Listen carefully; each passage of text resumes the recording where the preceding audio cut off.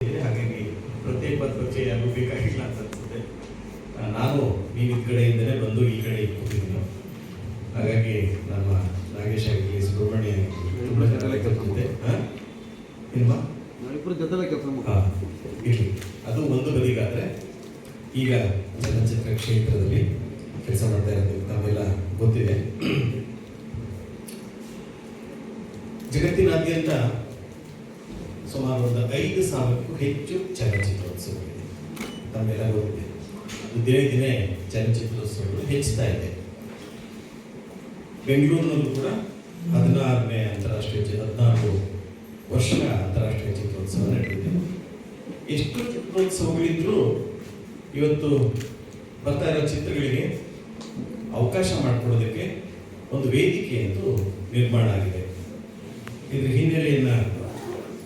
ಹಿನ್ನೆಲೆಯಲ್ಲಿ ನಿಂತಿರುವಂಥ ಬಡಿಗೇರವರು, ದೇವೇಂದ್ರ ಬಡಿಗೇರವರು ಮತ್ತು ಗೌರಿ ಶೆಟ್ಟಿ ಅವರಿಗೆ ಮೊದಲಿಗೆ ನಾನು ಇದನ್ನು ಯೋಜಿಸಿದ್ದಕ್ಕೆ ಅಭಿನಂದನೆ ಸಲ್ಲಿಸ್ತೇನೆ. ನಂತರ ಅವರಿಬ್ಬರು ನನ್ನನ್ನು ಸುಮಾರು ಒಂದು 3 ತಿಂಗಳ ಹಿಂದೆ ಸಂಪರ್ಕಿಸಿ ಈ ಥರದ ಚಿತ್ರೋತ್ಸವ ಮಾಡಬೇಕು ಅಂತ ಇದ್ದೀವಿ, ನೀವು ನಮ್ಮ ಜೊತೆ ಇರಬೇಕು ಅಂತಂದರು. ಆ ಚಿತ್ರೋತ್ಸವ ಅಂದರೆ ಒಂದು ಸಂಭ್ರಮದ ವಾತಾವರಣ. ಆದ್ದರಿಂದ ಕನ್ನಡದ ಸಿನಿಮಾಗಳ ಉತ್ಸವ, ಅದು ಆ ಉತ್ಸವ ಎಲ್ಲಾಗ್ತಾ ಇದೆ, ಅಮೆರಿಕದಲ್ಲಿ ಆಗುತ್ತೆ ಅಂತಂದಾಗ ಖಂಡಿತ ನಾನು ಸಂತೋಷದಿಂದ ಒಪ್ಕೊಂಡೆ, ಇದ್ರ ಜೊತೆ ಇರ್ತೀನಿ ಅಂತ. ಅದಕ್ಕೂ ಮತ್ತೊಂದು ವಿಶೇಷ, ಈ ಬಾರಿ ಅಕ್ಕ ಅಂದ್ರೆ ನಮಗೆಲ್ಲ ತಕ್ಷಣ 12ನೇ ಶತಮಾನದ ಅಕ್ಕ ಮಹಾದೇವಿ ನೆನಪಿ ಬರ್ತಾರೆ. ಅವರೆಷ್ಟು ನಮಗೆ ಆಪ್ತರು, ಹಾಗೆ ಅಕ್ಕ ಕೂಡ ಒಂದು ರೀತಿಯಲ್ಲಿ ನಮಗೆ ಆಪ್ತವಾದ್ದು. ಕನ್ನಡದ ಸಂಸ್ಕೃತಿಯನ್ನು, ಬೇರುಗಳನ್ನು, ಇಲ್ಲಿಯ ಸಂಭ್ರಮವನ್ನು ದೂರದ ಅಮೆರಿಕ ದೇಶದಲ್ಲಿ ಹರಡ್ತಾ ಬಂದಿದ್ದಾರೆ ನಮ್ಮೆಲ್ಲ ಕನ್ನಡಿಗರು. ಅವುಗಳು ಕಟ್ಟಿ ಬೆಳೆಸಿರುವಂಥ ಸಂಸ್ಥೆಗೆ 25 ವರ್ಷ ಬೆಳ್ಳಿ ಹಬ್ಬವನ್ನು ಆಚರಿಸ್ಕೊತಾ ಇದೆ. ಈ ಬೆಳ್ಳಿ ಹಬ್ಬವನ್ನು ಆಚರಿಸ್ತಾ ಹಿನ್ನೆಲೆಯಲ್ಲಿ ವ್ಯವಸ್ಥಿತವಾದಂತಹ ಒಂದು ಚಿತ್ರೋತ್ಸವವನ್ನು ಅಲ್ಲಿ ಮಾಡಬೇಕು ಅನ್ನುವಂತಹ ಯೋಜನೆಯನ್ನು ರೂಪಿಸಿದ್ದಾರೆ. ಇವತ್ತು ಅವರು ಕೂಡ ನಮ್ಮ ಜೊತೆ ಪತ್ರಿಕಾಗೋಷ್ಠಿಯಲ್ಲಿ ಇರಬೇಕಾಗಿತ್ತು, ಅನಿವಾರ್ಯ ಕಾರಣಗಳಿಂದ ಅವರು ಬರೋಕ್ಕೆ ಸಾಧ್ಯ ಆಗಿಲ್ಲ. ಚಿತ್ರೋತ್ಸವಗಳು ಮುಖ್ಯವಾಗಿ ಅದರ ಅವಶ್ಯಕತೆ ಏನು, ಅದೇನನ್ನು ಕೊಡುತ್ತೆ ಅಂತ ಒಂದು ಕ್ಷಣ ಹೇಳೋದಕ್ಕೆ ಪ್ರಯತ್ನ ಪಡ್ತೇವೆ. ಸಾಮಾನ್ಯವಾಗಿ ಚಿತ್ರೋತ್ಸವಗಳು ಒಂದು ಅಸ್ಮಿತೆಯನ್ನು ಬಿಂಬಿಸ್ತಾ ಹೋಗುತ್ತೆ, ಒಂದು ಪ್ರಾದೇಶಿಕತೆಯನ್ನು ಹೇಳ್ತಾ ಹೋಗುತ್ತೆ. ಹಾಗೆ ಒಳ್ಳೆಯ ವಸ್ತುವಿನ ಚಿತ್ರಗಳು ಜನರಿಗೆ ತಲುಪುವ ನಿಟ್ಟಿನಲ್ಲಿ ಅದೊಂದು ರಹದಾರಿಯನ್ನು ನಿರ್ಮಿಸ್ತಾ ಹೋಗುತ್ತೆ. ಯಾಕೆ ಚಿತ್ರಮಂದಿರಗಳಿಲ್ವಾ ಅಂತ ಅನ್ನಿಸ್ಬೋದು. ಚಿತ್ರಮಂದಿರಗಳಿರ್ಬೋದು, OTT ಇರ್ಬೋದು, ಬೇರೆ ಬೇರೆ ಪ್ಲಾಟ್ಫಾರ್ಮ್ಗಳಿದೆ, ಅಲ್ಲೆಲ್ಲ ಚಿತ್ರಗಳನ್ನ ಮಾಡೋಕ್ಕೆ ಸಾಧ್ಯ ಆಗುತ್ತೆ. ಚಿತ್ರೋತ್ಸವಗಳ ವಿಶೇಷತೆ ಏನು ಅಂತ ನೀವು ಯಾವುದೇ ಚಿತ್ರಮಂದಿರಕ್ಕೆ ಹೋಗಿ ಅಥವಾ ಯಾವುದೇ ಒಂದು OTT ಪ್ಲಾಟ್ಫಾರ್ಮಲ್ಲಿ ಸಿನಿಮಾ ನೋಡಿ, ಅಥವಾ ನಿಮ್ಮ ಮನೆಯ ಟೆಲಿವಿಷನ್ಗಳಲ್ಲಿ ಸಿನಿಮಾ ನೋಡಿ, ಸಿನಿಮಾ ನೋಡ್ತೀವಿ, ಮರೆತಿರ್ತೀವಿ. ಆದರೆ ಚಿತ್ರೋತ್ಸವದ ಮಹತ್ವ ಇರುವಂಥದ್ದು, ನಾವು ಸಿನಿಮಾವನ್ನು ನೋಡಿದ ನಂತರ ಮರೆಯೋಲ್ಲ, ನಾವು ಅಲ್ಲಿ ಬಂದಿರುವಂತಹ ಚಿತ್ರಾಸಕ್ತರ ಜೊತೆ ಸೇರಿ ಆ ಚಿತ್ರವನ್ನು ಗ್ರಹಿಸುವಂಥ ಪ್ರಯತ್ನವನ್ನು ಮಾಡ್ತೀವಿ. ಚರ್ಚೆಗಳ ಮೂಲಕ ಒಂದು ಚಿತ್ರವನ್ನು ಅರ್ಥ ಮಾಡ್ಕೋತೀವಿ. ಅದು ಯಾವುದೇ ಚಿತ್ರ ಇರಲಿ ಅಥವಾ ಯಾವುದೇ ಒಂದು ಪುಸ್ತಕ ಇರಲಿ, ಮೊದಲನೇ ಬಾರಿಗೆ ಓದಿದ ತಕ್ಷಣ ನಮಗೆ ಮುಖ್ಯವಾಗಿ ನಾವು ಕಥೆಯನ್ನು ಹಿಡಿಯೋ ಪ್ರಯತ್ನ ಮಾಡ್ತೀವಿ. ಅದರ ಒಳನೋಟವನ್ನು ನಮಗೆ ದಕ್ಕಿಸ್ಕೊಳ್ಳೋದಕ್ಕೆ 2ನೇ ಬಾರಿ 3ನೇ ಬಾರಿ ಅದಕ್ಕೊಂದು ಪ್ರವೇಶಕ್ಕೆ ಅವಶ್ಯಕತೆ ಇರುತ್ತೆ. ಆ ಪ್ರವೇಶಿಕೆಯನ್ನು 2 ಸರಿ 3 ಸರಿ ನೋಡುವಂಥ ಚಿತ್ರಕರ್ಮಿಗಳು ಇದ್ದಾರೆ. ಆದರೆ ಚಿತ್ರೋತ್ಸವಗಳಲ್ಲಿ ಒಬ್ಬೊಬ್ಬರದ್ದು ದೃಷ್ಟಿಕೋನ ವಿಭಿನ್ನವಾಗಿರುತ್ತೆ. ನಾವೆಲ್ಲ ಪ್ರೇಕ್ಷಕರಾಗಿ ಒಂದು ಸಿನಿಮಾ ನೋಡಿದಾಗ ನನಗೊಂದು ರೀತಿ ಅನಿಸ್ಬೋದು, ಗೌರೀಶಕ್ಕೂ ಒಂಥರ ಅನಿಸ್ಬೋದು, ಮತ್ತೆ ನಿಮಗೆ ಒಂಥರ ಅನಿಸ್ಬೋದು. ಬಿಟ್ಟು ಹೋಗಿರುವಂಥ ದೃಷ್ಟಿಕೋನ ಕೂಡ ಚಿತ್ರದಲ್ಲಿರುತ್ತೆ. ನಾವು ಒಟ್ಟಾಗಿ ಒಂದು ವೇದಿಕೆಯಲ್ಲಿ ಒಂದು ಸೇರಿ ಆ ಚಿತ್ರವನ್ನು ನೋಡಿ ಅದರ ಬಗ್ಗೆ ಚರ್ಚೆ ಮಾಡಿದಾಗ ನಮ್ಮ ಗ್ರಹಿಕೆ ಸರಿಯಾ ಅಥವಾ ನೋಡಿದ ಬೇರೆ ಪ್ರೇಕ್ಷಕನ ಗ್ರಹಿಕೆ ಸರಿಯಾ ಅಂತ ಚರ್ಚೆ ಮಾಡೋಕ್ಕೆ ಸಾಧ್ಯ ಆಗುತ್ತೆ. ಇದು ಚಿತ್ರಮಂದಿರಗಳು ಸಾಧ್ಯ ಆಗುತ್ತೆ, ನಮ್ಮ ಮನೆಗಳು ಸಾಧ್ಯ ಆಗುತ್ತೆ. ಮತ್ತು ಇವತ್ತು ವ್ಯವಸ್ಥಿತವಾದ ಶಿಸ್ತಿರುತ್ತೆ. ಆ ಕಾರಣದಿಂದ ಚಿತ್ರೋತ್ಸವಗಳು ಯಾವಾಗಲೂ ಮಹತ್ವವನ್ನು ಪಡ್ಕೊಂಡು ಬರೀ ಚಿತ್ರ ಪ್ರದರ್ಶನ ಅಷ್ಟೇ ಇಲ್ಲ, ಜೊತೆಗೆ ಸಂವಾದಗಳ ಮೂಲಕ ಆ ಚಿತ್ರವನ್ನು ಹೆಚ್ಚು ಹೆಚ್ಚು ಅರ್ಥ ಮಾಡೋದಕ್ಕೆ ಚಿತ್ರೋತ್ಸವಗಳು ಯಾವಾಗಲೂ ನೆರವಾಗ್ತವೆ. ಈ ಹಿನ್ನೆಲೆಯಲ್ಲಿ ಚಿತ್ರೋತ್ಸವಗಳು ಎಷ್ಟೇ ಸಂಖ್ಯೆಯಲ್ಲಿದ್ದರೂ ಕೂಡ ಅದು ಒಂದು ರೀತಿಯಲ್ಲಿ ಕನ್ನಡದ ಅಥವಾ ಕನ್ನಡದ ಬೆಳವಣಿಗೆಗೆ, ಭಾಷೆ ಮತ್ತು ಸಿನಿಮಾದ ಬೆಳವಣಿಗೆಗೆ ಕಾರಣ ಆಗ್ತವೆ ಅಂತ ನಾನು ನಂಬ್ಕೊಂಡಿದ್ದೀನಿ. ನಿಮ್ಮ ಗಮನಕ್ಕೋಸ್ಕರ ಬೆಂಗಳೂರಿನಲ್ಲಿರುವಂಥ ಅಂತಾರಾಷ್ಟ್ರೀಯ ಚಿತ್ರೋತ್ಸವ FIAFI ಅಕ್ರಿಡೇಷನ್ ಬಂದಿದೆ. ಆ FIAFI ಅಕ್ರಿಡೇಷನ್ ಬಂದಿರುವಂಥ 46 ಚಿತ್ರೋತ್ಸವಗಳು ಇದು ಪ್ರಪಂಚದಾದ್ಯಂತ ಇದೆ. ಅದರ ಹೊರತುಪಡಿಸಿ A ಗ್ರೇಡಿನ ಚಿತ್ರೋತ್ಸವ, B ಗ್ರೇಡಿನ ಚಿತ್ರೋತ್ಸವ, C ಅಂತ ಈ ಒಂದು ಹಂತದ ಚಿತ್ರೋತ್ಸವಗಳು ಇರ್ತವೆ. ಈ ಚಿತ್ರೋತ್ಸವದ ವಿಶೇಷ ನನಗೆ ಕಂಡಿದ್ದು ಅಂದರೆ ಇದು ಮೊಟ್ಟ ಮೊದಲ ಬಾರಿಗೆ ಒಂದು ಕನ್ನಡದ ಸಿನಿಗನ್ನಡ ಅನ್ನೋ ಹೆಸರಲ್ಲೇ ಬಂದಿರುವಂಥ ಒಂದು ಚಿತ್ರೋತ್ಸವ. ಸುಮಾರು ಜನವರಿ 2025 ಜನವರಿ 1ರಿಂದ ಡಿಸೆಂಬರ್ 31, 25, 2025 ನಡುವೆ ತಯಾರಾದಂತಹ ಚಲನಚಿತ್ರಗಳನ್ನು ಆಹ್ವಾನ ಮಾಡ್ತಾ ಇದ್ವಿ. ಪ್ರಾಯಶಃ ಇವತ್ತು ಸಂಜೆ ಅಥವಾ ನಾಳೆಯಿಂದ ಅದು ಜಾರಿಗೆ ಬರುತ್ತೆ. ಚೇಂಜ್ ಆಗಿದೆ. ಏನಾಗಿದೆ? ಇಲ್ಲ, ಅದು ಬದಲಾಗಿದೆ. ಮುಂಚೆ ನಾವು ಅಂದ್ಕೊಂಡಿದ್ದ ಹಾಗೆ ಆದರೆ ಅದು 1 ವರ್ಷಕ್ಕೆ ಅವಧಿಯನ್ನು ಸೀಮಿತಗೊಳಿಸ್ಕೊಳ್ಳೋಣ ಅಂತ ಜನವರಿ 2025ರಿಂದ ಡಿಸೆಂಬರ್ 2025 ಮಧ್ಯೆ ತಯಾರಾದಂತಹ ಚಿತ್ರಗಳು ಈ ಚಿತ್ರೋತ್ಸವದ ಆಯ್ಕೆಗೆ ಪ್ರವೇಶ ಪಡೆಯೋದಕ್ಕೆ ಅರ್ಹತೆಯನ್ನು ಪಡೆದಿರ್ತವೆ. ಅದು ವೆಬ್ಸೈಟ್ನಲ್ಲಿ ಇರುತ್ತೆ. ಆ ವಿವರಗಳೆಲ್ಲ ನೀವು ಫಿಲ್ ಮಾಡಿ ಸಿನಿಮಾಗಳನ್ನ ಕಳಿಸ್ಬೋದು. ಸುಮಾರು ನಾವು 5 ಜನದ ಒಂದು ಸಮಿತಿಯನ್ನು ಇದಕ್ಕೆ ಮಾಡಿರ್ತೀವಿ. ಆ ಸಮಿತಿ ಆ ಚಿತ್ರಗಳನ್ನು ಪ್ರವೇಶವನ್ನು ಪಡೆದು ಬಂದ ಚಿತ್ರಗಳನ್ನು ವೀಕ್ಷಣೆ ಮಾಡಿ ಅವರು ಸುಮಾರು 10 ಚಿತ್ರಗಳನ್ನು ಆಯ್ಕೆ ಮಾಡ್ತಾರೆ. ಮೊದಲ ಸುತ್ತಿನಲ್ಲಿ 10 ಚಿತ್ರಗಳನ್ನು ಆಯ್ಕೆ ಮಾಡ್ತಾರೆ. ಆ 10 ಚಿತ್ರಗಳನ್ನು ಇನ್ನೊಂದು ಸಮಿತಿ, 3 ಜನದ ಸಮಿತಿ 3 ಚಿತ್ರಗಳನ್ನು ಆಯ್ಕೆ ಮಾಡ್ತಾರೆ. ಆ 3 ಚಿತ್ರಗಳಿಗೆ ಕ್ರಮವಾಗಿ 1,50,000, 25,000 ಅಂತ ಬಹುಮಾನವನ್ನು ಕೊಡ್ತೀವಿ. ಕೊಡೋದ್ರ ಜೊತೆಗೆ ಆ 10 ಚಿತ್ರಗಳನ್ನು ಅಮೆರಿಕದ ಅಕ್ಕ ನಡೆಯುವಂತಹ 456 ಫಿಲಡೆಲ್ಫಿಯಲ್ಲಿ ನಡೆಯುವಂತಹ ಉತ್ಸವದಲ್ಲಿ ಆ 10 ಚಿತ್ರಗಳ ಪ್ರದರ್ಶನ ಆಗುತ್ತೆ. ಆ ಪ್ರದರ್ಶನಕ್ಕೆ ಯಾವ ನಿರ್ಮಾಪಕ ಅಥವಾ ನಿರ್ದೇಶಕರಿಗೆ ವೀಸಾದ ಲಭ್ಯತೆ ಇದ್ದು ಎಲ್ಲವೂ ಅನುಕೂಲ ಆದರೆ ಅವ್ರನ್ನೂ ಜೊತೆ ಕರ್ಕೊಂಡು ಹೋಗ್ಬೇಕು ಅನ್ನುವಂಥದ್ದು ಒಂದು ಯೋಜನೆ ಇದೆ. ಇದು ಸ್ಥೂಲವಾಗಿ ಈ ಚಿತ್ರೋತ್ಸವಕ್ಕೆ ಇರುವಂಥದ್ದು. ಇದರಿಂದ ಚಿತ್ರಕರ್ಮಿಗಳಿಗೆ ಯಾವ ರೀತಿ ನೆರವಾಗುತ್ತೆ ಅಂದರೆ ಆ ಚಿತ್ರಕ್ಕೆ ಒಂದು ಅಂತಾರಾಷ್ಟ್ರೀಯ ಮನ್ನಣೆ ದೊರೆತಾ ಹೋಗುತ್ತೆ. ಆ ಚಿತ್ರಕ್ಕೆ ಜೊತೆಗೆ ಆರ್ಥಿಕವಾದ ಒಂದು ಬೆಂಬಲ ಕೊಡ್ತಾ ಹೋಗುತ್ತೆ. ಅದು ಅಲ್ಲಿರುವಂಥ ಕನ್ನಡಿಗರಿಗೆ ಅಥವಾ ಬೇರೆ ಭಾಷೆಯವರಿಗೆ ಕೂಡ ತಲುಪೋದಕ್ಕೆ ಕಾರಣ ಆಗುತ್ತೆ. ಈ ಲಾಭವನ್ನು ಕನ್ನಡದ ನಿರ್ಮಾಪಕರು, ನಿರ್ದೇಶಕರು ಬಳಸ್ಕೊಳ್ತಾರೆ ಅಂತ ನಾನು ನಂಬ್ಕೊಂಡಿದ್ದೀನಿ. ಇಷ್ಟು ಒಂದು ಪ್ರವೇಶಿಕೆಯನ್ನು ಕೊಟ್ಟು ನಂತರ ಮತ್ತೆ ಚರ್ಚೆ ಮಾಡೋಣ. ಮುಂದಿನ ಹಂತಕ್ಕೆ ನಾವು ಹೋಗ್ಬೋದು ಅಂತ ಅನಿಸುತ್ತೆ. ನಿಮ್ಮೆಲ್ಲರಿಗೂ ಬಂದಿದ್ದಕ್ಕೆ ಧನ್ಯವಾದಗಳು. ಕ್ಷಮಿಸಿದ್ದು ಸ್ವಲ್ಪ ತಡ ಆಯಿತು. ಅದು ಇಲ್ಲಿಯ ಸ್ಥಳ ಹುಡುಕೋದು, ಹೊಸ ಸ್ಥಳವನ್ನು ನಮ್ಮ ಪತ್ರಿಕೆ ಸಮೀಕ್ಷೆ. ಸೊ ಇದು ನಮ್ಮ ದೇವೇಂದ್ರ ಬಡಿಗೇರ್ ವನ್ಯ ಚಿತ್ರದ ಮೂಲಕ ಈ ಒಂದು ಬೆಂಗಳೂರು ಅಂತಾರಾಷ್ಟ್ರೀಯ ಚಿತ್ರೋತ್ಸವದಲ್ಲಿ ಬೆಸ್ಟ್ ಫಿಲ್ಮ್ ಅವಾರ್ಡ್ ಗೆದ್ದಂಥ ದೇವೇಂದ್ರ ಬಡಿಗೇರ್ ಅವರ ಕನಸಿನ ಕೂಸಿದು. ಆ್ಯಕ್ಚುಲಿ ಅವ್ರ ಜೊತೆಗೆ ನಾನು ಸೇರಿಕೊಂಡೆ. ಅದಾದಮೇಲೆ ನಮ್ಮ ಪಿ ಶೇಷಾದ್ರಿ ಸರ್ ಸೇರಿಕೊಂಡು. ನನಗೆ ಯಾಕೆ ಇದು ಇಂಟ್ರೆಸ್ಟಿಂಗ್ ಅನ್ನಿಸ್ತು ಅಂದರೆ 2-3 ಕಾರಣಗಳಿದೆ. ನಿಮಗೆಲ್ಲ ಒಂದು ಹಂತಕ್ಕೆ ಗೊತ್ತಿರುತ್ತೆ. ಅಮೆರಿಕದಲ್ಲಿ ನಾವು ಚಿತ್ರಗಳನ್ನ ಅಂದರೆ ಬೇರೆ ಬೇರೆ ಭಾಷೆಯ ಚಿತ್ರಗಳನ್ನ ನೀವು ಗಮನಿಸಿದಾಗ ಅಮೆರಿಕದಲ್ಲಿ ಸ್ಕ್ರೀನ್ ಆಗುವಂಥ ಚಿತ್ರಗಳು, ಅಮೆರಿಕದಲ್ಲಿ ದುಡ್ಡು ಗಳಿಸುವಂಥ ಚಿತ್ರಗಳನ್ನ ನೋಡಿದಾಗ ಮೊದಲನೇದು ಸ್ಥಾನದಲ್ಲಿ ಬರುತ್ತೆ ತೆಲುಗು ಚಿತ್ರಗಳು, ಆಮೇಲೆ ತಮಿಳು ಚಿತ್ರಗಳು ಬರುತ್ತೆ. ಆಮೇಲಿನ ಕೆಳಗಿನ ಸ್ಥಾನದಲ್ಲಿ ಕನ್ನಡ ಚಿತ್ರಗಳು ಬರುತ್ತೆ. ಕನ್ನಡ ಚಿತ್ರಗಳು ಯಾವುದಲ್ಲಿ ಇತ್ತೀಚೆಗೆ ಸ್ಕ್ರೀನ್ ಆಗಿದೆ ಅಂದರೆ ಪಬ್ಲಿಕ್ಕಲ್ಲಿ ಸ್ಕ್ರೀನ್ ಆಗಿ ನೋಡುವಂಥದ್ದು ಯಾವುದು ಅಂದರೆ ನಮಗೆ ಥಟ್ ಅಂತ ನೆನಪಿಗೆ ಬರಲ್ಲ. ಸೊ ಆ ಹಿನ್ನೆಲೆಯಲ್ಲಿ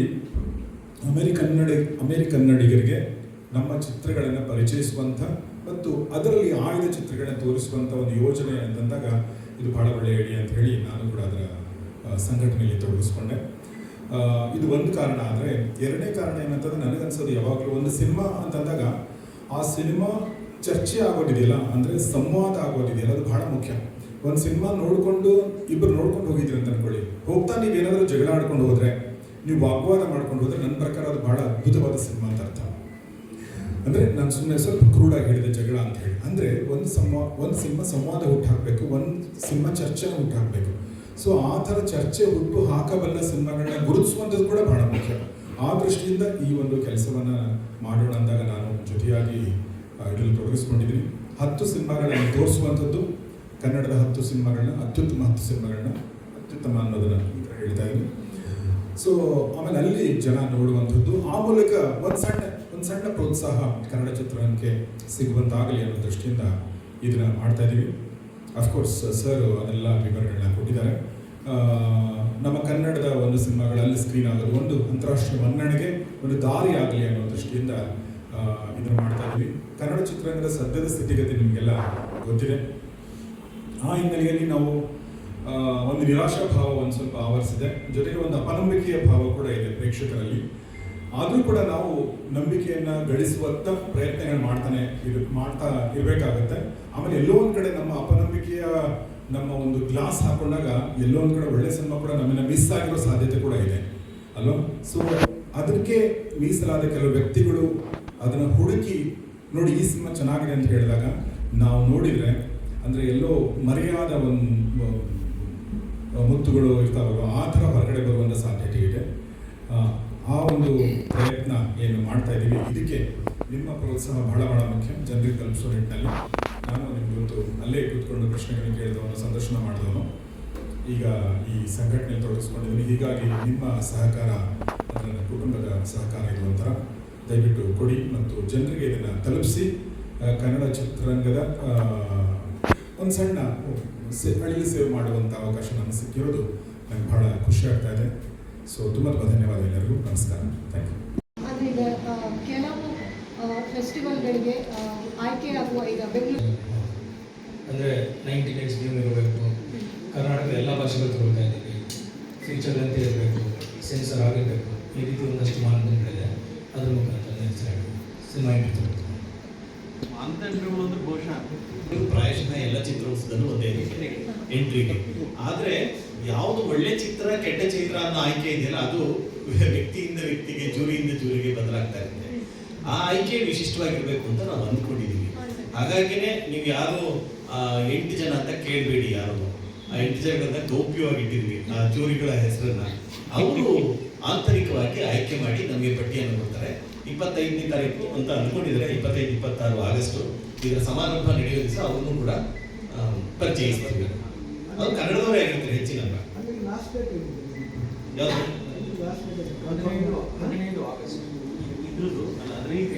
ಎಂಟ್ರಿ ಇವಾಗ ಸಿನಿಮಾ ಎಂಟ್ರಿ ಈಗ ಇಮಿಡಿಯೇಟ್ ಇದು ಸಮಾರಂಭ ಮುಗಿದಿದ್ದಂಗೆ ಆಕ್ಟಿವ್ ಆಗಿರುತ್ತೆ, ಇಮಿಡಿಯೇಟ್ ಮಾಡ್ಬೋದು. 15 ಆಗಸ್ಟ್ ತನಕ ಲಾಸ್ಟ್ ಡೇಟ್ ವಿಂಡೋ ಇರುತ್ತೆ. ಜೂರಿಗಳು ಈಗ ಸಿನಿಮಾ ಬಂದಂಗೆ ನೋಡೋಕೆ ಶುರು ಮಾಡ್ತಾರೆ. ಸೊ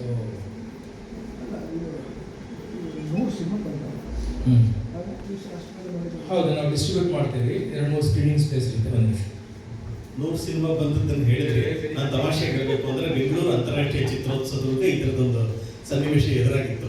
ಕಳೆದ ಸರಿ ಜೂನ್ 15ರವರೆಗೂ ಇದ್ದದ್ದು. ಜೂನ್ 15ರವರೆಗೂ ಜನವರಿ 15ರವರೆಗೂ ಅಂತಿಮ ದಿನಾಂಕ ಅಂತ ಹೇಳಿ 27ಕ್ಕೆ ಚಿತ್ರೋತ್ಸವ ಮಾಡಿದಂಥ ಸಾಧ್ಯತೆಗಳು ನೀವೇ ನೋಡಿದಿರಿ. ಅದರಿಂದ ನಾವು ಈಗೇನು ಮಾಡ್ತೀವಿ, ಕೊನೆವರೆಗೂ ಕಾಯಲ್ಲ. ಈಗ ಮೊದಲನೇ ವಾರದಲ್ಲಿ ಸುಮಾರು 25 ಸಿನಿಮಾ ಬಂತು ಅಂದರೆ ಜೂರಿಗಳು ನೋಡ್ಲಿಕ್ಕೆ ಪ್ರಯತ್ನ ಪಡ್ತಾರೆ, ಶುರು ಮಾಡ್ತಾರೆ, ಆರಂಭ ಆಗುತ್ತೆ ಪ್ರಕ್ರಿಯೆ. ಆ ಪ್ರಕ್ರಿಯೆ ಆರಂಭ ಆಗುತ್ತೆ. ಕೊನೆಗೆ ಕನಿಷ್ಠ ಒಂದು 15 ದಿವಸಕ್ಕಾದ್ರೂ ಕಡಿಮೆ ಆಗುತ್ತೆ ಅನ್ನೋ ಕಾರಣಕ್ಕೆ 1 ತಿಂಗಳು ಇಟ್ಟಿದ್ದೀವಿ. ಹೆಚ್ಚಿನ ಅಂಶ ಎಲ್ಲ ಈ ತಿಂಗಳ ಎಂಟೊಳಗೆ ಅಂದರೆ ಜುಲೈ 31ರೊಳಗೆಲ್ಲ ಆಗುತ್ತೆ ಅಂತ ಅಂದ್ಕೊಂಡಿದ್ದೀವಿ. ನೋಡ್ತಾ ನೋಡ್ತೀವಿ. ಕೊನೆಗೆ ಬರೋದನ್ನ ಆನ್ಲೈನ್ ನೋಡ್ತೀವಿ. ಕೊನೆಗೆ 10 ಸಿನಿಮಾಗಳನ್ನ ಸ್ಕ್ರೀನ್ ಮಾಡಿ ನೋಡಬೇಕು ಅಂತ ಇದೆ ಆ 3 ಜನಕ್ಕೆ. ಸರ್, ಇದು ಕರೆಕ್ಟ್ ಅಲ್ಲ? 2025 ಜನವರಿ 1 ಅದೊಂದು ಚೂರು ಸ್ಮಾಲ್ ಕರೆಕ್ಷನ್ ಇದೆ. 1ನೇ ತಾರೀಕು ಜನವರಿ 20ರಿಂದ 31 ಜನವರಿ 25 ಈ ಸರಿ ಜೂನ್ 20 ಅದೊಂದು ಕರೆಕ್ಷನ್ಸ್. ಕನ್ನಡ ಚಿತ್ರರಂಗದಲ್ಲಿ ಶೋ ಲೆಕ್ಕ ಆಗಿದೆ. ಆಗಲೇ ಪ್ರಸ್ತಾಪ ಮಾಡಿದ್ರು ಗೌರಿ ಶೆಟ್ಟಿಯವರು. ಒಂಥರದ ಆಷಾಢ ಶುರುವಾಗ್ತಾ ಇದೆ. ಆಷಾಢದ ಮೋಡ ಕವಿದ ವಾತಾವರಣ ಕನ್ನಡ ಚಿತ್ರರಂಗದಲ್ಲಿ ಕೂಡ ಇದೆ.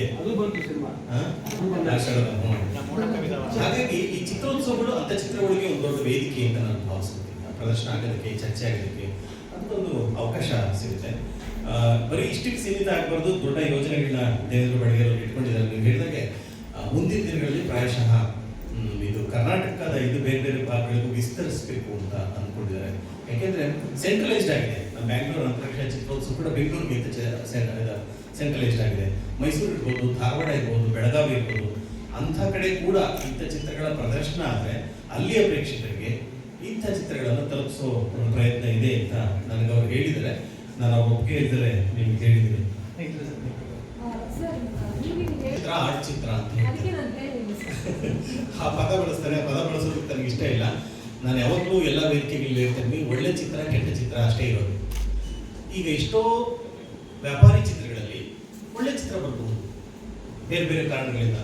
ಹಾಗೆ ಎಷ್ಟೋ ಕಲಾತ್ಮಕ ಚಿತ್ರಗಳು ನೋಡೋದಕ್ಕೆ ಕೆಟ್ಟ ಚಿತ್ರಗಳಾಗಿರ್ಬೋದು, ನೋಡೋಕ್ಕಾಗದೇ ಇರುವಂಥ ಚಿತ್ರಗಳು ಇರಬಹುದು, ಅಥವಾ ಒಳ್ಳೆ ಚಿತ್ರ ಕೆಟ್ಟ ಆಗಿರ್ಬೋದು. ಹಾಗಾಗಿ ಒಳ್ಳೆ ಚಿತ್ರ ಕೆಟ್ಟ ಚಿತ್ರ ಅನ್ನೋದಷ್ಟೇ ಮಾನದಂಡವಾಗಿ ಇಟ್ಕೊಂಡು ಆ ವಸ್ತು ಒಂದು ಈ ವಸ್ತುವನ್ನ ಹೇಗೆ ಆ ನಿರ್ದೇಶಕ ದುಡಿಸ್ಕೊಂಡಿದ್ದಾನೆ ಅನ್ನೋದನ್ನ ಹಿನ್ನೆಲೆಯಾಗಿ ಇಟ್ಕೊಂಡು ಈ ಚಿತ್ರವನ್ನು ಪ್ರದರ್ಶನ ಮಾಡಬೇಕು ಅನ್ನೋದಿದೆ. ಹಾಗಾಗಿ ಗೊತ್ತಿಲ್ಲ, ಎಲ್ಲ ಚಿತ್ರ ಎಲ್ಲ ನಿರ್ಮಾಪಕರಿಗೆ ಓಪನ್ ಇರೋದ್ರಿಂದ ಯಾವ ಥರ ಚಿತ್ರಗಳು ಬರ್ತವೆ ಅಂತ ಇನ್ನೊಂದು ವಿಶೇಷವಾದ ಒಂದು ನೋಡಿ, ಈಗ ಅಂತಾರಾಷ್ಟ್ರೀಯ ಚಿತ್ರೋತ್ಸವ ಆದಾಗ ಕಳೆದ ಡಿಸೆಂಬರ್ 31 ಇತ್ತ ಡೆಡ್ಲೈನ್ ಇತ್ತು. ಇದರಲ್ಲಿ ಜನವರಿ ನಾವು ಕನಿಷ್ಠ 100ರಿಂದ 150 ಚಿತ್ರಗಳನ್ನು ಪ್ರವೇಶ ಪಡ್ಕೋತೀವಿ ಅಂತ ಇಟ್ಕೊಂಡಿದ್ವಿ, ಆಸೆ ಇಟ್ಕೊಂಡಿದ್ವಿ. ಆ 150 ಚಿತ್ರಗಳಲ್ಲಿ 10% ಚಿತ್ರಗಳಿಗೆ 10 ಚಿತ್ರಗಳು ಆಯ್ಕೆ ಆಗ್ತವೆ ಅನ್ನುವಂಥದ್ದು. ಅವುಗಳಿಗೆ ಮಾನದಂಡ ಇರುತ್ತೆ. ಅವುಗಳನ್ನ ಬೇರೆ ಬೇರೆ ಬರೀ ಅಕ್ಕದ ನಂತರ ಬೇರೆ ಕಡೆ ಪ್ರದರ್ಶನ ಮಾಡಬೇಕು ಅನ್ನೋ ಯೋಜನೆ ಇದೆ ಅಂತ ಹೇಳಿದೆ. ಆ ದೃಷ್ಟಿಯಿಂದ ಕೂಡ ಆ ಚಿತ್ರಗಳ ಪ್ರದರ್ಶನಕ್ಕೆ ವ್ಯವಸ್ಥೆ ಆಗುತ್ತೆ ಎಂದು ನಮ್ಮ ನಂಬಿಕೆ. ಅಕ್ಕಗೆ ಯಾವತ್ತೂ ಹೋಗಿಲ್ಲ, ಹೇಗಿರುತ್ತೆ ನೀವು? ಈಗ ಅಕ್ಕದಲ್ಲಿ ಇವಾಗ ಪೆನ್ಸಿಲ್ವೇನಿಯಾ ಕನ್ವೆನ್ಷನ್ ಸೆಂಟರ್ ಅಂತ ಇದೆಯಲ್ಲ, ಅಲ್ಲೇ ಒಂದು ಪ್ರಾಪರ್ ಆಡಿಟೋರಿಯಂ ಇರುತ್ತೆ, ಅಲ್ಲೇ ಪ್ರದರ್ಶನ 3 ದಿನ ಇರುತ್ತೆ. 3,000 ಜನ ಇರ್ತಾರೆ ಅಂತ ಈ ಸರಿ 7,000 ಜನ 7,000 ಜನ ನಿರೀಕ್ಷೆ ಮಾಡಿ. ಸಿಲ್ವರ್ ಜೂಬ್ಲಿ ಆದ್ದರಿಂದ 7,000 ಜನದಲ್ಲಿ 1,000 ಜನ ಕನ್ನಡ ಸಿನಿಮಾಗಳು ನೋಡ್ರಿ. ಹ್ಮ್. 10 ಜನ ತಲುಪದ ಒಂದು ಇಲ್ಲ, ಉಚಿತ ಪ್ರದರ್ಶನ ಉಚಿತ. ಪ್ರವೇಶಕ್ಕೆ ಒಂದು ಶುಲ್ಕ ಇದೆ.